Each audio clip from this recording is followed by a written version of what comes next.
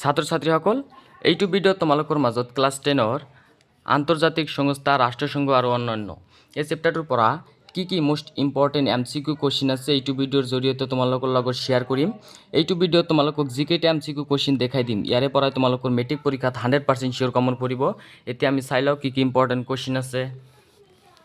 তোমালোকে 1 নংটো চাবা, এইটো জাষ্ট তোমালোকে চাবা আৰু এইটো চাবা। তোমালোকে 1 নংটো চাবা, কিমান চনত ৰাষ্ট্ৰসংঘ গঠন কৰা হৈছিল। তোমালোকে মনত ৰাখিবা চনটো। এইটো খ নংটো শুদ্ধ উত্তৰ হ'ব। তোমালোকে মনত ৰাখিবা এইটো কি হ'ব, 1948 চনত। কিমান চনত ৰাষ্ট্ৰসংঘ গঠন কৰা হৈছিল? 1948 চনত। যিবিলাক দেখাই দিম ইয়াৰে পৰা তোমালোকৰ কমন পৰিব দেই। তোমালোকে চাবা, তাৰপিছত 2 নংটো চাবা, কেইখন ৰাষ্ট্ৰ লগ লাগি ৰাষ্ট্ৰসংঘ গঠন কৰা হৈছিল। তোমালোকে মনত ৰাখিবা, এনেকুৱাকৈ কুৱেশ্যন দিব, তোমালোকে মনত ৰাখিবা এইটো 49খন। তাৰপিছত 3 নংটো চাবা, ৰাষ্ট্ৰসংঘৰ প্ৰধান কাৰ্যালয় ক'ত? নিউয়ৰ্ক। এইটো ইম্পৰ্টেণ্ট দেই, তোমালোকে চাবা। তাৰপিছত প্ৰথম বিশ্বযুদ্ধ আৰু দ্বিতীয় বিশ্বযুদ্ধ, তোমালোকে চন কেইটা চাবা। প্ৰথম বিশ্বযুদ্ধ হৈছিল 1914 চনত আৰু দ্বিতীয় বিশ্বযুদ্ধ হৈছিল 1939 চনত। তোমালোকে চাবা, যিবিলাক দেখাই দি আছোঁ ইয়াৰে পৰা কমন পৰিব দেই। তোমালোকৰ এইটো চেপ্টাৰৰ পৰা MCQ কুৱেশ্যন আহে, লং কুৱেশ্যন নাহে।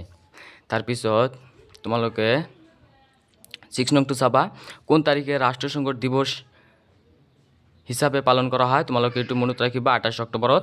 তাৰপিছত 8 নংটো চাবা, ৰাষ্ট্ৰসংঘৰ প্ৰধান অংগ কেইটা? এইটো হ'ব 6টা। তাৰপিছত তোমালোকে 9 নংটো চাবা, কোনটো অংগ ৰাষ্ট্ৰসংঘৰ প্ৰাণ কেন্দ্ৰৰ স্বৰূপ?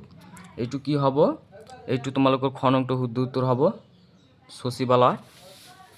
তাৰপিছত তোমালোকে 11 নংটো চাবা, পাৰমাণৱিক অস্ত্ৰ পৰীক্ষা নিষিদ্ধকৰণ চুক্তি কেতিয়া স্বাক্ষৰিত হৈছিল? তোমালোকে চনটো মনত ৰাখিবা দেই, ইম্পৰ্টেণ্ট আহি থাকে। তাৰপিছত তোমালোকে 14 নংটো চাবা, ৰাষ্ট্ৰসংঘৰ মানৱ অধিকাৰ আয়োগৰ জন্মৰক্ষক সদস্যৰ সংখ্যা কিমান আছিল? তোমালোকে মনত ৰাখিবা 18 জন। তাৰপিছত 15 নংটো চাবা, ভাৰতত মানৱ অধিকাৰ আয়োগ কেতিয়া গঠন কৰা হয়? তোমালোকে এইটো জাষ্ট মনত ৰাখিবা দেই, কনফিউজন নহবা। ভাৰতত, এইটো কি কৈছে? ভাৰতৰ কথা কৈছে। তোমালোকে মনত ৰাখিবা, এইটো হ'ব 1993 চনত। তাৰপিছত মই বেছি দেখাই নিদিওঁ, যিবিলাক দেখাই দি আছোঁ ইয়াৰে পৰা তোমালোকৰ কমন পৰিব। 17 নংটো চাবা, নিৰাপত্তা পৰিষদৰ সদস্যৰ সংখ্যা কিমান আছিল? 15 জন। তাৰপিছত 18 নংটো চাবা, নিৰাপত্তা পৰিষদৰ স্থায়ী সদস্যৰ সংখ্যা কিমান আছিল? 5 জন। তোমালোকে মনত ৰাখিবা, স্থায়ী সদস্যৰ সংখ্যা, স্থায়ী ক'লে 5 জন হ'ব। আৰু যদি তোমালোকৰ নিৰাপত্তা পৰিষদৰ সদস্যৰ সংখ্যা কিমান? 15 জন। তোমালোকে কনফিউজন নহবা, ভালকৈ চাইখিনি এনচাৰ কৰিবলৈ চেষ্টা কৰিবা। তাৰপিছত তোমালোকে 20 নংটো চাবা, আন্তৰ্জাতিক ন্যায়ালয়ৰ ন্যায়াধীশৰ সংখ্যা কিমান? 15 জন। তাৰপিছত MCQ ইয়াৰে পৰা তোমালোকৰ শেষ হৈ গ'ল, আৰু কিছুমান চাব লাগে, এইবিলাক দেখাই দি আছোঁ। 21 নংটো চাবা, পাৰমাণৱিক অস্ত্ৰ পৰীক্ষা নিষিদ্ধকৰণ চুক্তিত কেইখন ৰাষ্ট্ৰই সমৰ্থন জনাইছিল? কেইখন? 158খন। তাৰপিছত নেটোৰ সম্পূৰ্ণ নামটো চাবা, ইম্পৰ্টেণ্ট।